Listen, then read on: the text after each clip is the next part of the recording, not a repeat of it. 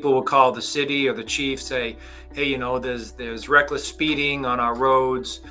We'd like more enforcement. So what I do is I meet with the complainant in person and say, hey, look, we're going to address your speeding issues, your speeding concerns.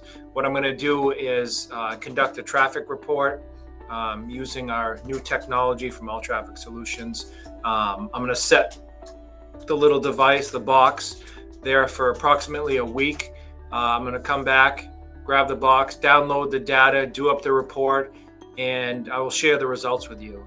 It's just been phenomenal. And like I said, being able to speak to these complainants who have a genuine concern and showing them the data that, yeah, we did do a traffic study, here's the numbers, and, you know, if it does show a speeding problem, you know, we'll adjust enforcement accordingly, or put a temporary speed bump or the speed trailer, and just basically, you know, look at different ways to combat the speeding issue if there is a speeding issue.